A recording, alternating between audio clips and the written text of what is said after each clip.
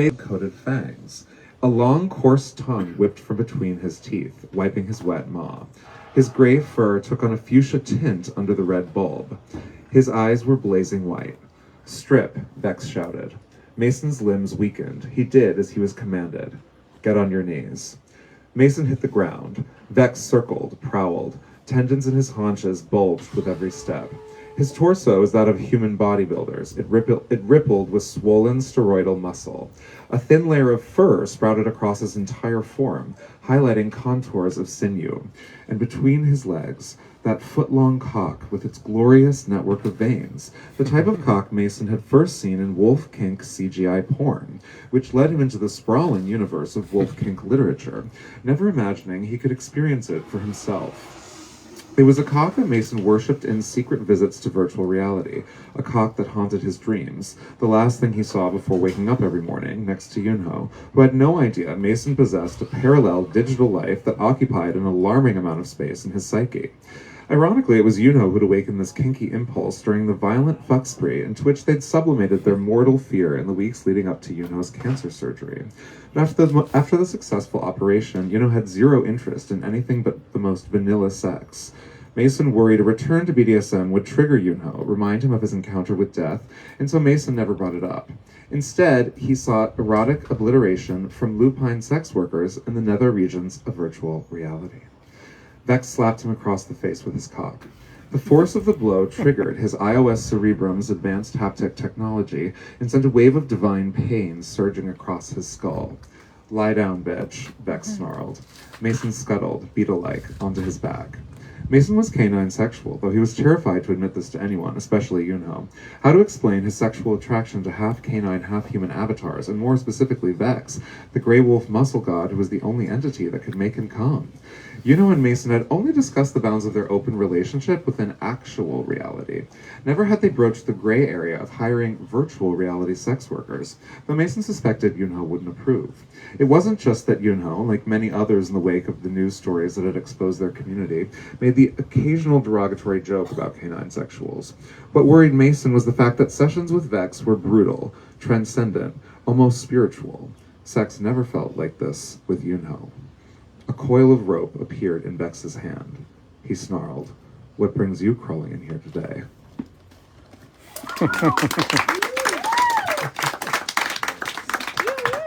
All right, Jonathan. Well, Jonathan and I have been friends for almost a decade, and your book is a dark vision, and you are such a bright soul. So my first question is, are you okay? I'm absolutely not, you guys. No, I think this book was born out of, I think, my own dread about our future. So it takes place in 2044, and it's a dystopian America, but it's a very grounded dystopia, based on projections about where we might be due to where we are currently. So there's not like some wild, like world-altering event that wildly shifts everything and transports us to somewhere like The Handmaid's Tale. It really just feels like a very grounded portrait of a country that's, slipping into authoritarianism and climate disaster, one year at a time. So for me, I think it was a way to confront my own anxieties about the future and also project myself into that future and imagine how I or myself or other people in my milieu might be responsible for certain aspects of that dark future that we're heading into. But it's also lol, I promise. And there's lots of gay sex in it, so, I'm also horny when I experience dread. Well, one thing I wanted to bring up, because we're here, is that Provincetown figures prominently in your book. And I wanted to know, why did you include Provincetown in the story, and how does it figure in the story? Yes. I love Provincetown. It's like, as I'm sure we all do, it feels like a piece of my soul lives here. And the characters in the book also have home in Provincetown. But spoiler alert, this is kind of dark. But in 2044, in the book, most of Provincetown is underwater, but their house, which is on Bradford Street, managed to not be submerged. So there is this kind of surreal scene in which they go snorkeling to look at the Provincetown Library, which is fully submerged in water. But it's, I don't know, I think there's also a lot of beauty in the scene that happens in Provincetown, and they're kind of still clinging to this place. And then there also is, featured in the book, virtual recreation of Provincetown and all various submerged cities that exist across the US are then turned into kind of virtual theme parks where you can visit the cities that have been submerged. So there's a significant portion of the book that also takes place in the virtual recreation of Provincetown. So I was going to ask you, your book features a lot of hardcore gore and a lot of hardcore sex. And I was wondering if those two things have anything in common to you. Great question. No, I mean, the book is, yes, it is very brutal. It doesn't pull any punches in terms of the violence. I think that I wanted to thrust readers into a propulsive narrative, but also again, a dystopia that feels realistic. And so I think, yes, there is a lot of violence, but it feels appropriate. I don't know. And then for the sex, IDK, I always love having my characters have sex. I don't know, because I feel like sex is so much a part of who we all are as people, and I feel like you can reveal a lot about characters by how they have sex, why they're having sex, whom they're having sex with. And so there's a lot, yes, of sex in this book. But I don't think it's pornographic, or maybe it is. I don't know. I was on Dan Savage's podcast, and he's a sex columnist. And he was just saying, it feels like I'm reading a book written by someone who's actually had gay sex before, because most of the novels I read don't feel that way. I don't know, so I wanted I don't know, to ground characters in their sexuality as well, which I love.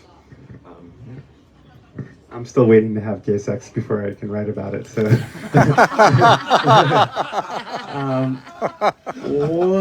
Okay, let's go. Thank you. I wanted to ask you about your process. And you're very secretive. We're friends, but I actually don't know how you go about writing these books. And you also write musicals. You wrote a wonderful musical called the BIG GAY Jamboree. And so this is a two-part question. Part one, what is your process in writing novels? And two, is there any similarity to writing a musical and writing a novel? Yes. They're very different processes, because I think a novel is very solitary for me. I also I need to feel like the book is done before I really even start talking about it with people, sharing it with anyone. I'm not, some people are just I wrote a page, can you read it? But I'm very much not that way. I like kind of figuring out what the thing is first before sharing it with anyone.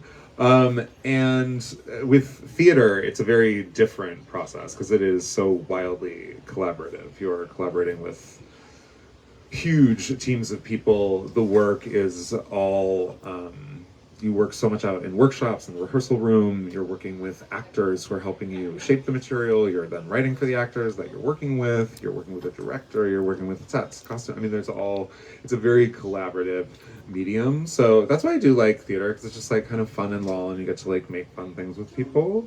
And when I write novels, I guess it's just me with my darkest thoughts alone in a room. Okay, well, speaking of those dark thoughts, this book has a lot of dark things to say about the state of politics and the state of the world. And I'm curious, when you go into this book, dealing with issues like climate change and everything under all these issues that your book tackles, do you kind of go in knowing what you want to say about those issues, or do you kind of discover it along the way? I mean, there was so much research that I did about while doing the book. So no, I mean, I didn't. My agenda was to recreate or to create a probable future based on where we are, and I think that requires a lot of research. But I think also the question that drove me throughout the process was, how do we, or literally just I, find hope in our moment, and how can I find hope in a projected idea of the future? And I think for me, interestingly, in my research, it was about looking at radical resistance movements that have happened throughout history, and realizing that it has felt like the end of the world for so many different populations at so many different junctures in history. So, I think there was a feeling of relief in that, or if not relief, just at least some consolation that people have always resisted, that people have always struggled to find hope and found it, or not, but that there is kind of history to draw upon. And I also kind of use the Margaret Atwood rule, like in creating a future society, she always, because history does constantly repeat itself, she never, like in The Handmaid's Tale, never made up anything that hadn't already happened in world history at some juncture. So I kind of tried to do the same in my book. Like there's like a McCarthy-esque anti-American speech committee that persecutes artists for speaking out against fascism and authoritarianism, which honestly feels, I mean, maybe we happen a lot sooner than 2044, guys. Yeah. Well, there might be some gay people in the audience, I don't know, but your book deals a lot with gay culture, and it's specifically, I mean, it's a satire on some level of these gay men who are hosting a baby shower, and the world is ending, and they still want to have the baby shower. So I'm curious, what aspects of the gay community were you specifically trying to, like, kind of go after? Get those baggers. No, I don't know. I mean, there is a certain degree of wealth and excess that I wanted to satire. Also, this idea of this couple being so singularly focused on this event as the world outside them is crumbling, but also having the anxiety, basically hoping that their privilege is enough to protect them. And then that, for the main character, that kind of becomes his Achilles heel. He is just desperate to hold on to any semblance of that privilege throughout the book, and including alienating the closest people in his life. So I wanted to kind of create this tragic figure, or tragicomic figure at the center of the book, someone who's just so aware of what was going on, but so desperate to cling to his own privilege that he is ultimately causing his own downfall. And I wanted to ask you, we heard about Yes Daddy in the introduction. How did you feel about writing this book versus writing that book? How do they differ tone-wise, and why did you choose this tone compared to the last tone? I think this is funnier. I mean, it's still really dark. They're both like really dark and like really unhinged, and like I don't know. So that much has stayed the same. But I think it just felt like the subject matter was satirical. I wanted to play a little bit more in a satirical space, just because I thought it could be a fun way to explore the end of the world, I guess, if there is a fun way. So this is definitely more satirical, and it really shifts genres a few times throughout. I mean, I think I always kind of like playing with genre and subverting it. I guess Yes Daddy, I was subverting the quote-unquote erotic thriller and turning it on its head. I like taking ideas that, I mean, our genres are something that everyone recognizes, and they feel like there are certain, reference points that they understand what this is going to be about. And I think it's really fun to then say, oh, actually, it's going to be about this. So twist. You've signed up for something surprising. So both books play with genre, but yes, I think this is definitely more satirical for sure. Well, you and I have something in common, that we're both in serious long-term relationships with creative people. Your partner, Ryan, is in the front row. My partner, Craig, is over there. He's a writer-director. And so I'm curious, when you work on something like this, do you share it with Ryan right away? Or how does that work in your relationship? Yes, Ryan is my first reader, and likewise. I mean, we read each other's stuff. It is the great thing about dating a writer is you have a first reader who just has to read your shit no matter what. So it is nice to have that person who you trust. And we both are really fans of each other's work, but we're also very good at giving criticism. I mean, I could never be in a relationship with someone whose work I thought sucked, because that would be horrible. I've been in one for years, and it's just kidding, just kidding. Anywho, as a segue between books, my book is about a ghostwriter, and you have been a ghostwriter, and I was curious if you could tell us a little bit about your experiences working as a ghostwriter.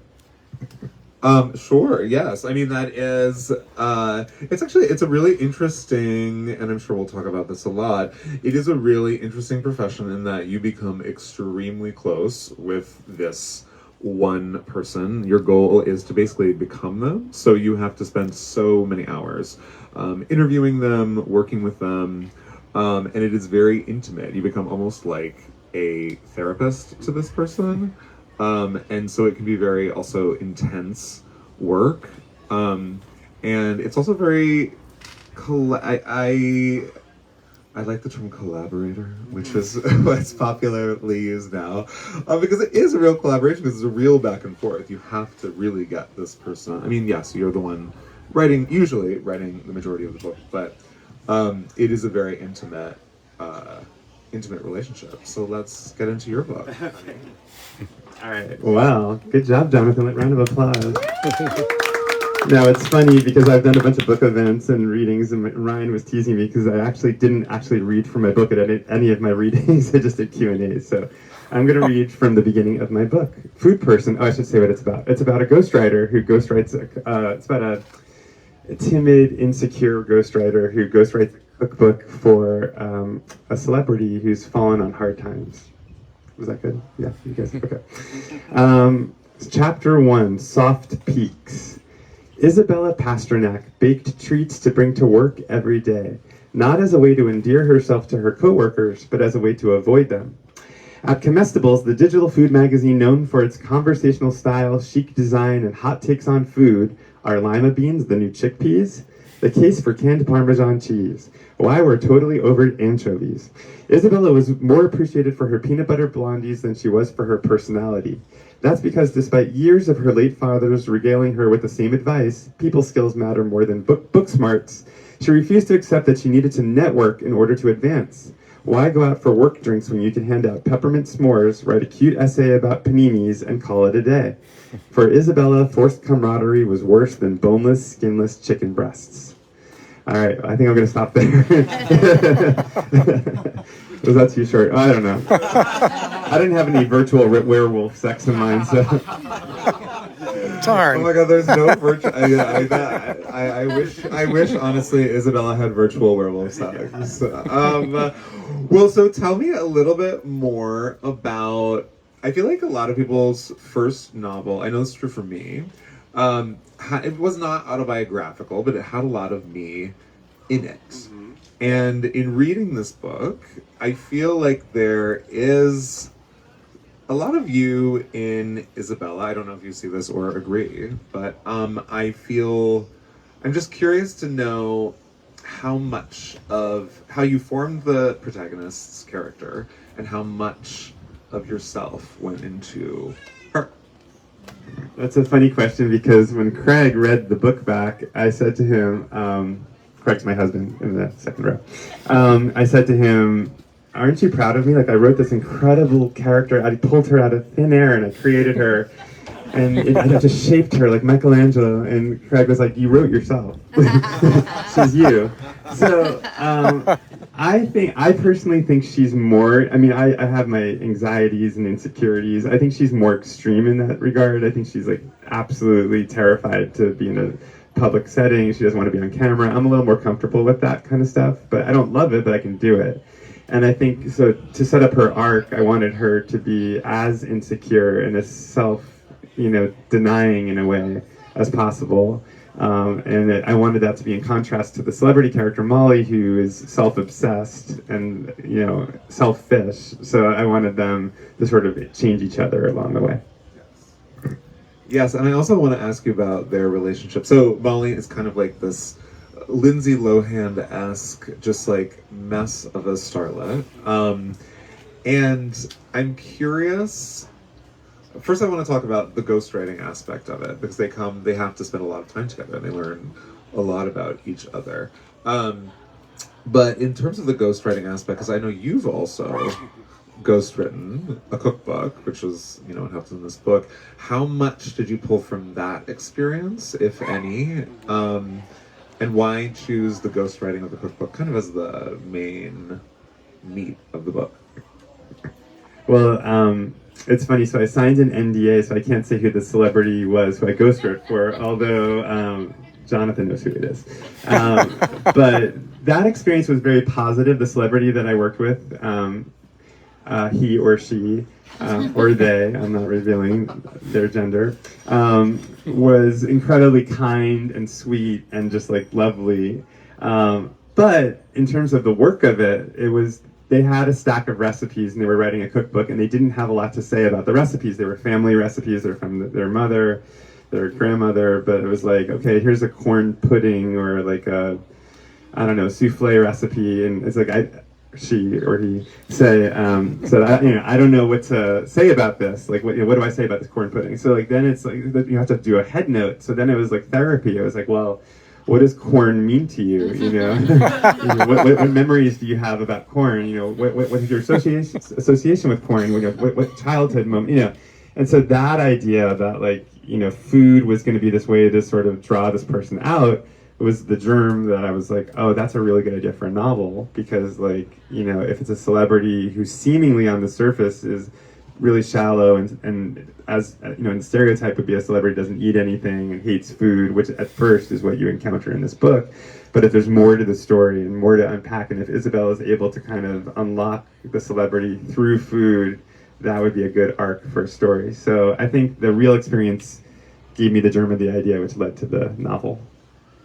Yeah, and the descriptions of food in this book are fantastic. I mean, you're going to be really hungry while reading this book, because there's such, and I cook, so I really, and I know you obviously cook, famously cook all the time, but there's such detail and care in the descriptions of the cooking and the descriptions of the food, and there's such a depth of knowledge. Talk about your process for writing about food, and what you wanted to bring to the page, which I think is actually very rare. Not a lot of people write well about food, and also in fiction, write in such detail about it, and I feel like that is something that was done really well. Well, thank you very much.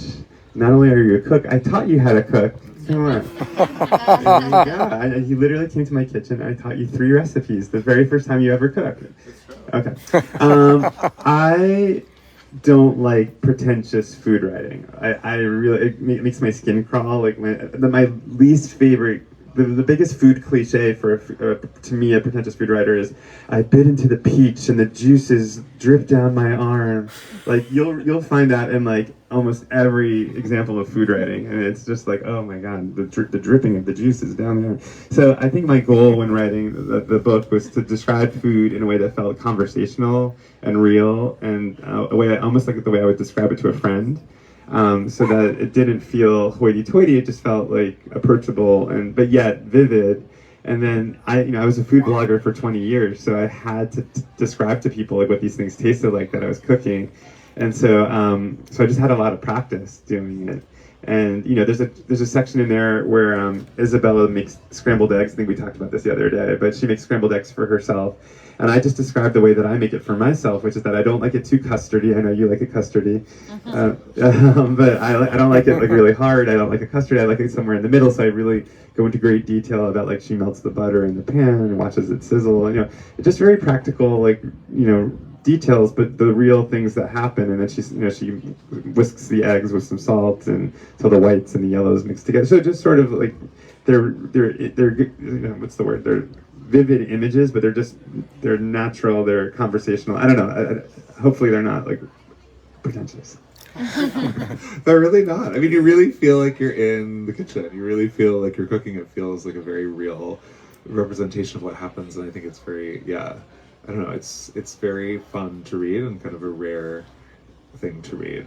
I'm also curious, your main character, she also has a passion for old cookbooks, food writing, and she goes to this used cookbook store to really kind of do a lot of just digging through like beautiful old cookbooks. Do you have any favorite food writers, any favorite cookbooks?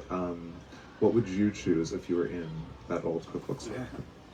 How much time do you have? Oh my god. I mean, I have so many cookbooks. I mean, that cookbook store was based on Archistratus in Brooklyn, which is in Greenpoint, and it's a used cookbook store. And what was amazing is I was living in LA at the time when I first visited that store, and it seemed very magical. It was like this little enchanted space in Greenpoint. Like it was a cold, wintry day. I went in there, and there was just a bunch of used cookbooks, and this woman working there, and I was like, oh, this is so cozy. It was like, You've Got Mail, that kind of like magical cookbook, or that's just a bookstore. But like when I was writing the novel, I wrote like a fantasy version of it. Like I didn't really know the owner. I didn't know. So in the novel, it's like all a fantasy version of that store. But the beautiful circle is that when I launched the book, I had an event at Archistratus with the woman who I made up the character about. So it was kind of cool. Okay, my favorite cookbook, or my favorite food writers, my first favorite food writer was Calvin Trillin, who wrote for The New Yorker, but he also is an unpretentious, very funny food writer, and he writes mostly about his wife and his kids. The very first piece of food writing I ever read was from his book, Feeding a Yen, and he wrote this great essay about his daughters moving away and how much he missed them, and how they loved this pumpernickel bagel when they were growing up in New York.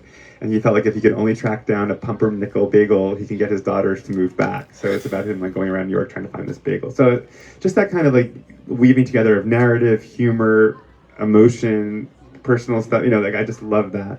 Ruth Reichel is one of my favorite food writers. She's also very funny, but autobiographical and emotional.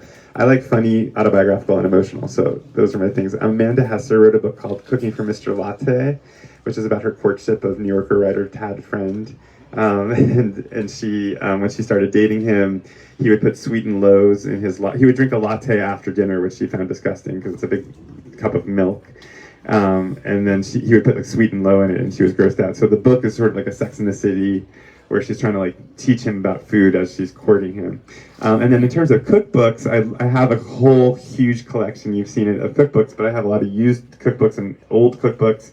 And one of my favorite old cookbooks, well, I have a lot. Like one of my favorites is The Lifestyles of the Rich and Famous cookbook by Robin Leach, which is so funny. It was written in like the 80s, and it has, I'm going to say a horrible name now, it has the Trumps, it has the Kardashians, like it has all these people that in the 80s were famous and are like showing their homes and their recipes. It was Ivana Trump. It's insane, but like the book is just like this incredible like time piece. It has really weird celebrities too. It has like Zsa Zsa Gabor, Ed Asner. That'll stop everyone in their tracks. And so that's a great one too. I can keep going and going, but I'll let you ask another question. Well, I don't want to spoil anything, but there is a giant kitchen disaster that happens in this book as well. And I wanted to ask you personally, what has been your worst kitchen disaster as a cook? You were there. No, I mean, this is not my worst disaster in terms of like injuring myself. This is dinner party hosting disaster, where we had just met Ryan and Jonathan. They were coming over for the very first time for dinner, And I asked if they had any dietary restrictions, and Jonathan said he was a vegetarian. And I kind of put that in the back of my head, and it kind of got flushed down the toilet somewhere, because I went out and I bought 4 pork chops. And I made this elaborate recipe for pork chops where I brined them, I seared them, I had a whole side dish, and I brought it out to the table and I put it in front of everyone. And Jonathan is so sweet and polite. He was just sitting there, and I could see like a bead of sweat trickling down his forehead. I was like, "What is he? Why is he not cutting it?" And I was like, oh, "He's a vegetarian." I was like, "Jonathan, you're a vegetarian?" He's like, "Yes." And then I did a quick fire challenge where I ran into the kitchen and I got a can of beans and I turned it into a delightful course. So that was my worst dinner party disaster, but I saved the day. The worst actual disaster that I think I've had, correct me if I'm wrong, is I was once making pasta barefoot. And I saw you cooking barefoot recently. Don't do that. Because this is what happened to me. So I was boiling pasta in a stock pot, and I was barefoot. And then I had like a colander in the sink. And I went to dump the boiling water into the colander in the sink, and all the water splashed up over my feet and burned my feet. Oh. I just punched myself in the face with a microphone. That was my worst microphone disaster.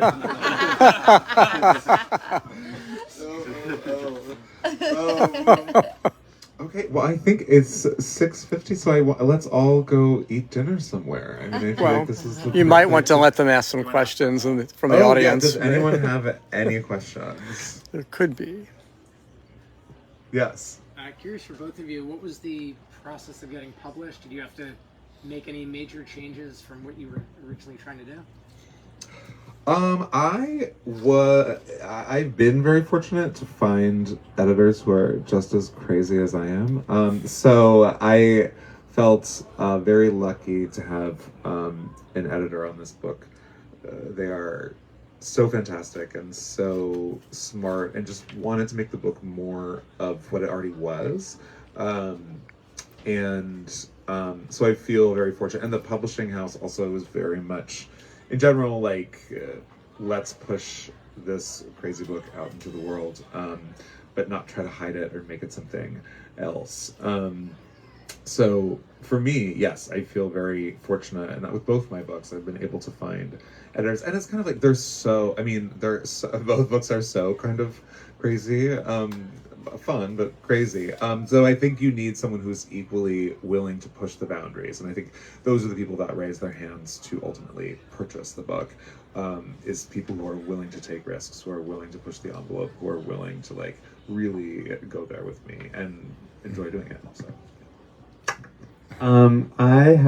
I found a literary agent who followed me on Twitter, and she did cookbooks and novels. I already had a cookbook agent, but I didn't have a literary agent, so I reached out to her, and she was like, "I love this idea." So I wrote the whole novel, but the title of the novel was Ghost Bitten, like ghost written, but ghost bitten.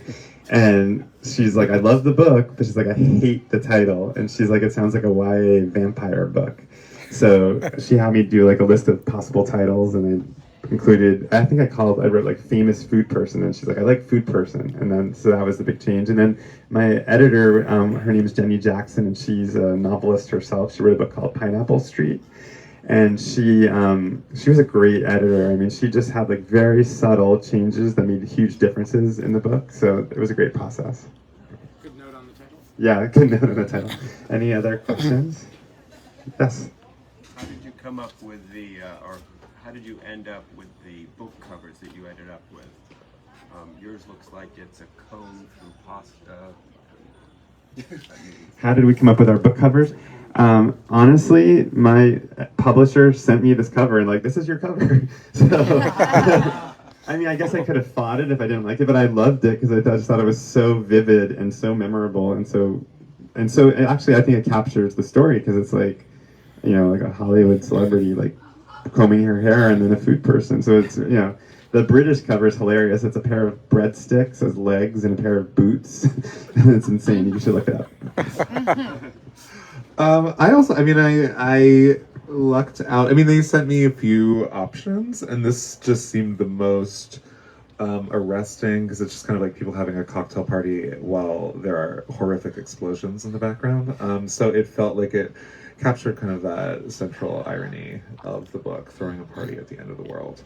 So yeah, I lucked out. I mean, they really came up with some fabulous designs. And in fact, I had an idea for a cover that was bad. What was it? And I just wanted like an empty pool and and they were like, there have been so many empty pools on book covers. Don't do that. And I was like, okay. The last cover was a pool. But it wasn't empty. It was full. And also, I just can't keep having books with pools on the cover. It seems crazy. But the baby shower is a pool party. It takes place at their massive estate. So it takes place around a pool. Oh, Henry, this better be a good question.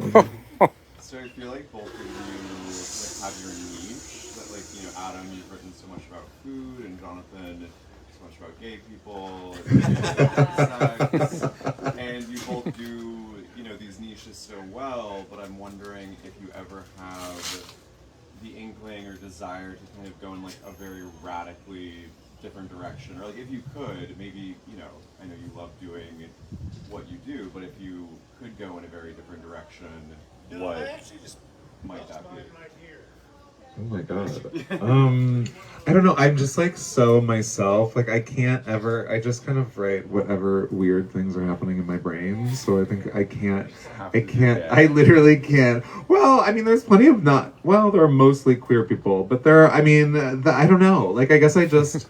I can't write anything other than what I want to write. I think if I tried to write something different, it would just be terrible because I can't. I don't know. If I'm gonna sit down and write a novel, it's just got to be something I really care about, and I only care about gay people. I feel like commercially, I probably should keep writing about food for a while, but I do want to branch out. And when I was in LA, I wrote a pilot that got shopped around called Gavroche. And it was about a 13-year-old Jewish boy on Long Island in 1990 who wants to play Gavroche in Les Miserables on Broadway. And he has a Jewish mother who doesn't want him to do that. I don't know where this idea came from. It just came out of thin air, but I really want to turn that into a novel. I mean, I want to do a Jewish mother musical theater novel. So that's in there somewhere. And then I think just do other kinds of novels. So yeah, similar to Jonathan, I have other... I'm just going to want to just do things that feel like me, but right now, food feels right. Any other questions? Yes. So the book's doing a lot of testing, a real life application back and forth.